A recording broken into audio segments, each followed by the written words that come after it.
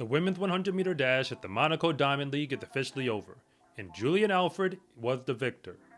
That was the way it was supposed to go. I mean, let's be honest. When Tia and Tina Clayton both pulled out of the field, not that I thought they were going to beat Julian Alfred, but I thought they would at least make it interesting. So when I found out they were not going to be on the starting line, like when the race actually started, yeah, that was a foregone conclusion. But then Julian Alfred didn't just win. She ran under 10.8 seconds into a minus headwind. Again. And I'm talking about a legitimate minus headwind. We just saw her at the Prefontaine Classic, and although she didn't win, she ran an amazing race. She ran 10.7 on that day. But Melissa Jefferson Wooden just ran even faster. So now that we know that Julian Alfred is in 10.7 shape, for that matter, if you want to calculate win factors and all that, she's, I guess, in 10.6 shape. What did that really mean for the rest of the world? So let's talk about it. Because Julian Alfred is in a very unique position, because she is the reigning Olympic gold medalist, and I guess to many people it does make her the favorite to win it all again this year. But she's still pretty new to the pro scene, so as a result, I think that people don't really know how good she is yet. Like, I mean, they get it, but you don't get it. So allow me to fill you in real quick. Every time I see Julian Alfred, I remember climbing on this bandwagon a long time ago. While she was still in college, because at this point what we're seeing is consistency. When you go 10-7, 10-7, like you're responding. You're letting it be known that you're legitimate. Julian Alfred may not yet have run 10-6 win legal, or for that matter, I don't think she's ever done it. Like, she may not have run those times, or even we can even have a conversation about 10-5. But she's so consistently good at like just hitting the mark that, yeah, it puts the rest of the world in a very unique predicament, because only a few people can ever get that good, much less do it consistently. In this race, what was most important is that she wasn't dominating in the first half. Julian Alfred was a world indoor champion in the 60-meter dash, but that's selling it short, because she's 200th of a way, like 200th off, of the world record in that event. Her final year in college didn't just go undefeated in the 60. She ran what would have been, like in the pre-Julian Alfred era, she ran times that would have been the collegiate record, like every single time she ran that race for the season. That means if she showed up in a race, she was going to run faster than any other woman in college had ever ran. That isn't just consistency. That is ridiculous. So in this race, when Jacia Sears gets away from the field, who, hey, she's fast. I was sitting there live when she ran 10-7, wind legal. Like, I remember that moment. And Julian Alfred run her down and run the way. When I say run the way, I mean, if you were just watching the last 30 meters, you would have never thought that there was a time when we thought Jacia Sears was going to make it really competitive. So yeah, that happened. And now we're at this moment. But if you're new here, I want to say thank you for even making it this far into the video. And I'm Coach Rob, and if you really want to know what's going on with the fastest athletes in the world, then you are in the right place.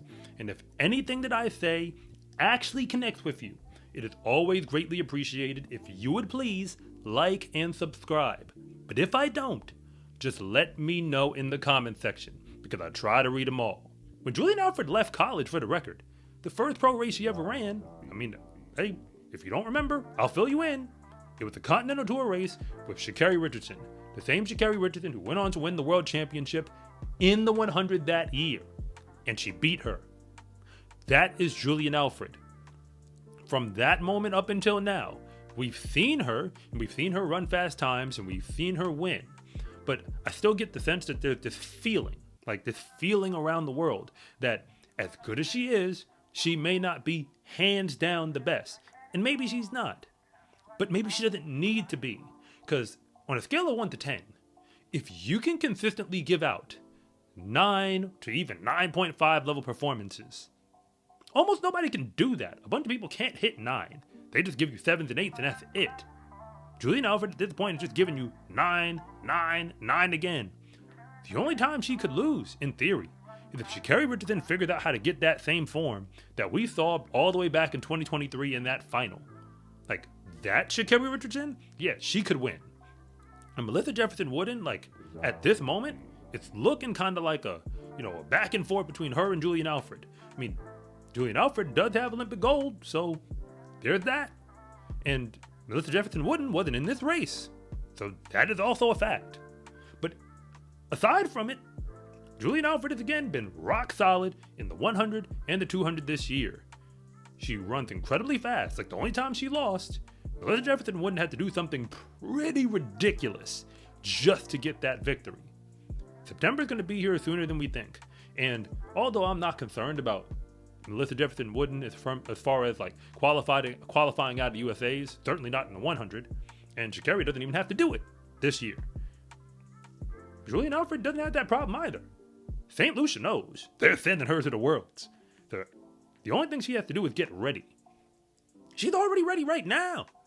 And this is not her final form. I mean, she's getting close to it, but this ain't it. So her and her coaches, I'm pretty sure, figuring out kind of what last details and things they need to, kind of tinker with. And they'll put her in races that, kind of set her up for success. But the fact that she came back out here in another Diamond League race about a week later and handled business again, because this time she was running by herself. Nobody else in that field broke 11. And she still went 10-7. That is hard to do. The only people who have that type of talent are the ones who always show up at the top of the podium. So we know that she's going to be on that podium for the most part, barring, anything, catastrophic. The only question is it going to come back as gold? Like I've already said, there's only two names right now that come to mind. Yes, Shericka Jackson, if she finds like that Shericka Jackson form we saw in 2022, or even to some degree 2023, yeah, maybe, she could beat her, but that's a maybe. I mean, in the 100 right now, I ain't buying it. And everybody else in the world doesn't have a prayer. That's why, like, when you get to a point when you're watching races, and again, you see the field pop up, and yes, it was previewed as one thing, but at the end of the day, I saw the names. And I saw Julian Alfred, and I looked to see, is there anybody else who's going to make this interesting? And there wasn't. And then the race didn't even go according to plan. The first half to 2/3 was more or less going left. She didn't just salvage it. She turned it into a masterpiece. I mean, 10-7 into a -1+ headwind, that is amazing sprinting. That means you are one of the best in the world. Arguably the best that we have. And if it doesn't really matter who you think you are anymore, what you think you're doing, you're probably not going to beat her unless you can figure out how to do something that you've never done. And the only women who actually can pull it off are going to have to figure out how to give you a 10 in the one race that they actually need to run. Because Julian Alfred is coming with at least a 9, probably a 9.5. And most of the time, that's going to be enough to walk away with gold again. In the sport of track and field, confidence is everything, because when you win, that is just the moment when everybody else finds out what you already knew to be true, that fast is a lifestyle. Get your fast is a lifestyle track and field gear at scarecruiting.com/shop or use the link in the description below. It's a huge support to me and this channel, so I can continue to make you more content like this. And remember, it is always greatly appreciated if you would please like and subscribe.